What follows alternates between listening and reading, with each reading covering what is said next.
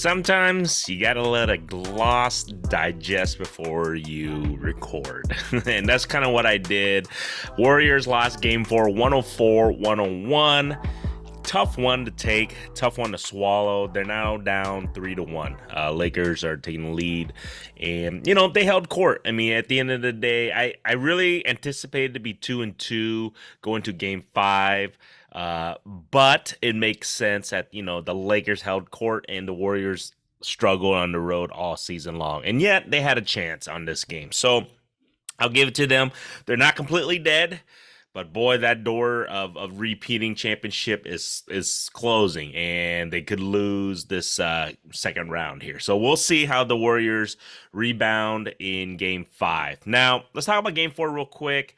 Amazing fucking game by Steph Curry, guys. If you guys aren't watching, I felt like it was a wasted of an amazing effort by losing this game. I mean, he had a triple-double, 31 points. I think he had like 10 rebounds, like 14 assists. He was the catalyst of carrying the Warriors to a possible road victory here. And the biggest thing was he had no help. It was a masterful, I felt like game change, but not masterful enough, obviously losing. Steve Kerr putting in Gary Payton II in the starting lineup. And I don't even think he was 100%. I don't know if you guys saw that. He ran off the court, I think once or twice into the locker room.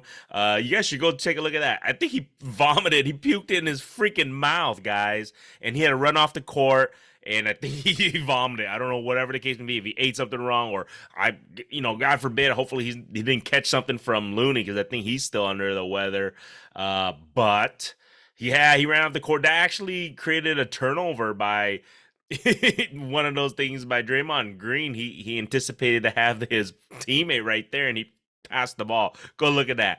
And it was completely, Draymond should know better than just to, throw the ball, but he anticipated his teammate was supposed to be there, and he wasn't. So I don't know what happened on that. I have to go take a look or see, whatever interviews if they talked about Gary Payton, if something was wrong with him on that end. But as I said, there was no other help besides Gary Payton on that. A great adjustment. The pick and roll was working all night for the Warriors.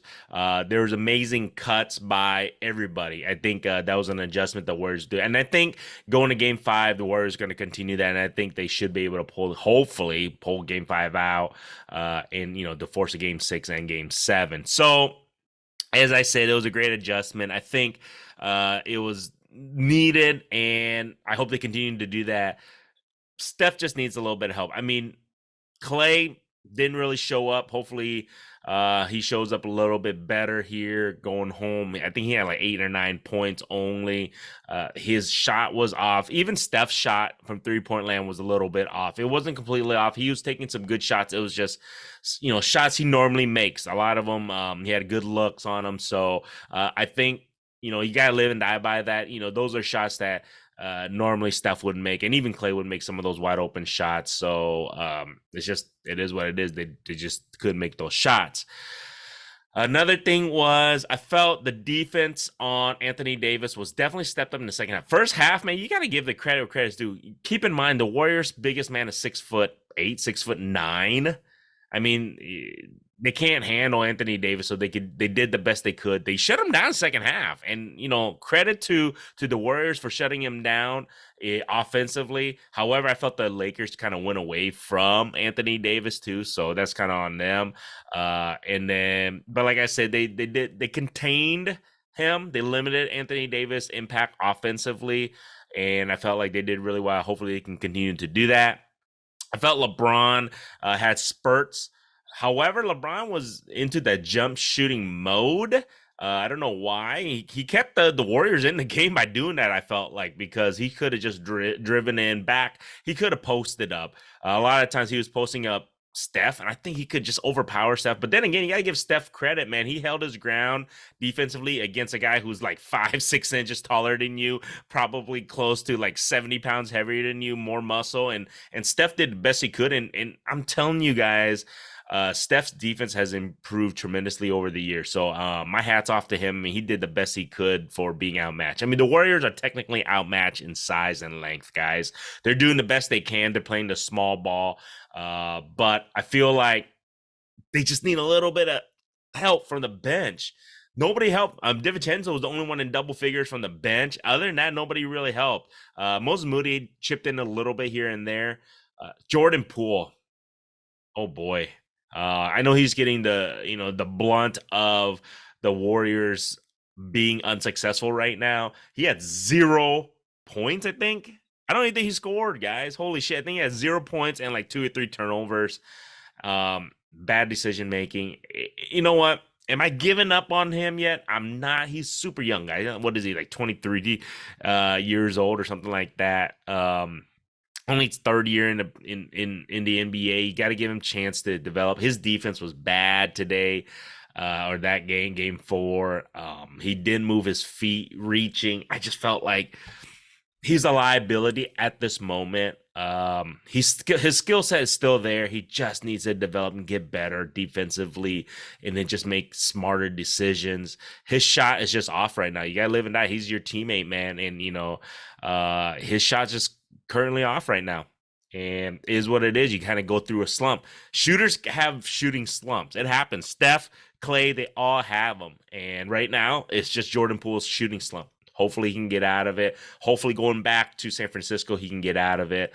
I don't. The thing is, you can't hate on him too much because the Warriors wouldn't be where they are without him. It's just plain and simple. Through the regular seasons, you got to ride and die that, the high moments and the low moments. Right now, it's a low moment for Jordan Poole. And hopefully he's mature enough and he has the capacity in his brain to get over this shooting slump. He's in a shooting slump, guys. Is what it is. I know I get fucking pissed off at him and I swear at the TV and all that stuff too. But you have to understand the moment of the games and where he's at in his game. He's still developing and he's in a slump. It happens. So I'm hoping he can get out of it. And I'm hoping the next 3 games he gets out of it because Steph needs help. Steph is balling out of control right now. There are some passes that Steph did today was unfreaking believable. I'm telling you guys, you're never going to see another player like him. I felt like it was just, like I said, it's a wasted effort of his triple-double, but I felt like they were just outplayed. And then you got to give hats off where credit is due. Lonnie Walker, who expected him to fucking go berserk in that 4th quarter? I mean, it is one of those things where he was an unsung hero. Everybody said it. Everybody saw it. I think he had like 15 points on that 4th quarter. This is the thing. Lakers would not have won that game without him, and nobody expected him. And he was making some contested shots. Steph played some great defense on him, and he was just making some tough shots. And you got, like I just said, give credit where credit's due. And he just stepped up to the plate and made those shots in the most crucial moments. Because going down that stretch, Warriors were hitting some shots. They were leading. And like I said, Lonnie Walker was making shots, and the Warriors were just doing what they could defensively, reboundingly. They were fighting tooth and nail to try to steal this win. So, like I said, Lakers did what they're supposed to do. They kept home court, and they won home court. Taking care of their home court. So now the Warriors have to do the same the next 2 games. So that way they can force a game 7, and I hope that happens. Well, you got to take it 1 game at a time. So here we guys go. So we got to make sure we got to win this next game 5, so the force of game 6, and then game 6, and then you can put the pressure on the Lakers. I really think if the Warriors can win these next couple games, they really will put some pressure on the Lakers, and momentum can change like a mofo, guys. So hopefully they get crazy up there in San Francisco for game 5. Same thing with game 6. Get in your seats early, guys.